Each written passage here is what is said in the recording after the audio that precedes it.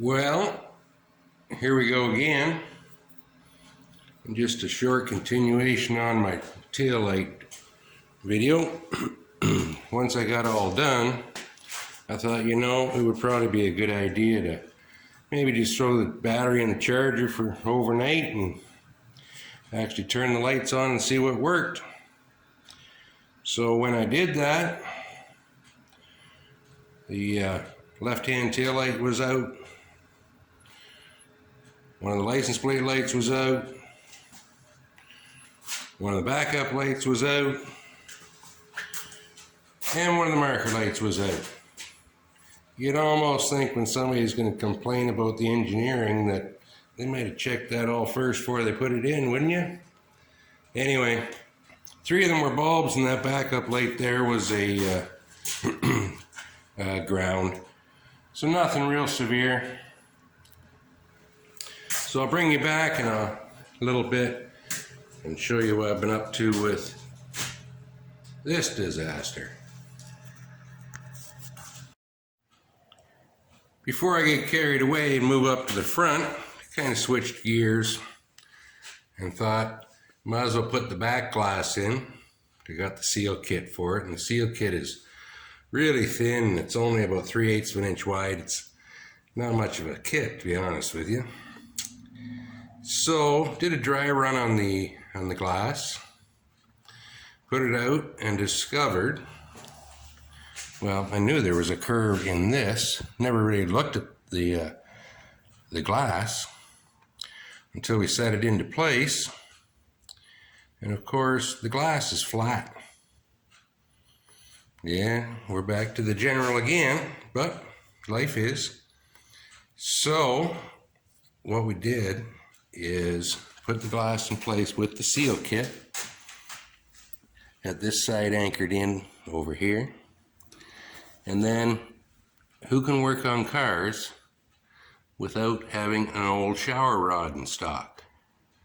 So what that shower rod's doing is it's holding pressure on that corner until the urethane dries, because what I had to do is backfill all along the window. The seal kit never dries. Urethane does. All the new windshields, they all go in with urethane. And then on the outside, what I did is I'll throw a picture in here.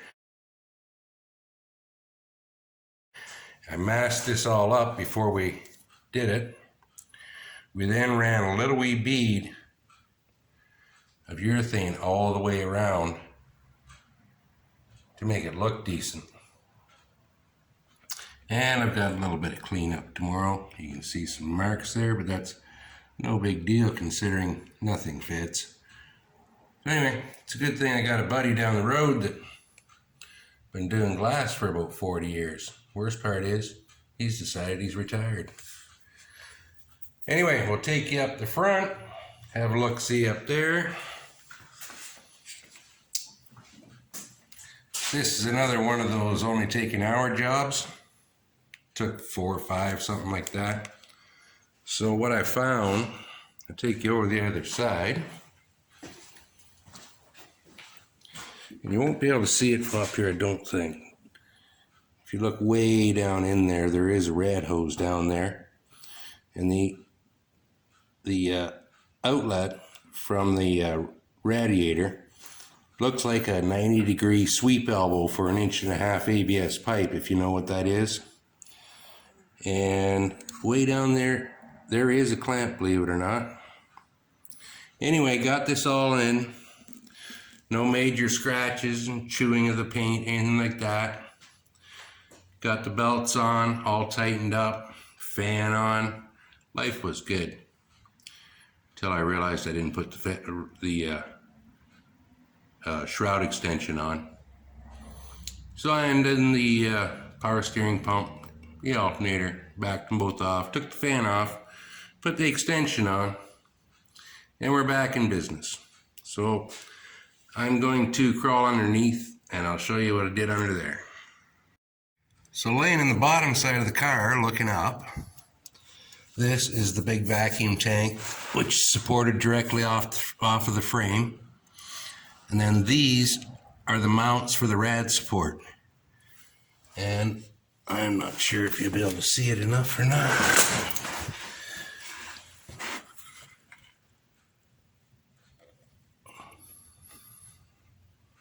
No, I'll have to show you when I go out. But anyway, that rad support carries the whole front end of the car. So when I set it in here, I took a big pry bar and I put a shim on the top side, a 1/8 shim on both sides. So what I'm doing really is just putting a slight preload where the rad support carries the weight of this front end rather than the front end having weight just sitting without any tension on it pushing up. And I'll show you why when I get out from under here. Another little item. This car has had a replacement rad put in it. And I guess the guy who put it in decided his work was so good that the system would never be drained again. So all that was in here was a plug. And I already know who the next guy is that's going to drain this thing. So I thought I'd make my life simple and put a drain valve in it.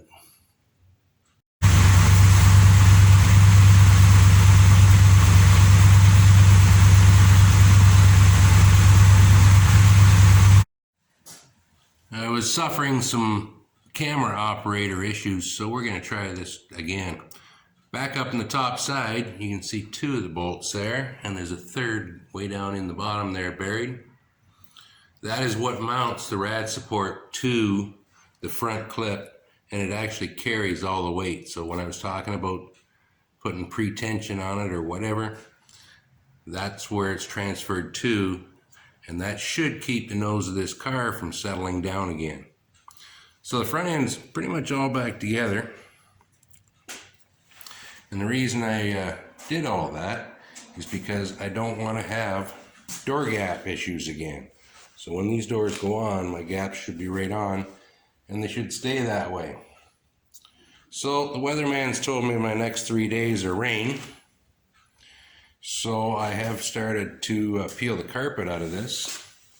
I didn't want to get too carried away. I did take the compartment doors out and that kind of thing, but I didn't want to hit my special weapon over there and allow that glass to move. So I also discovered in his neck of the woods there must be some very big sized squirrels. Wonder what's under the rest of the carpet. Guess I'm gonna find out. Anyway, that's what I've been up to.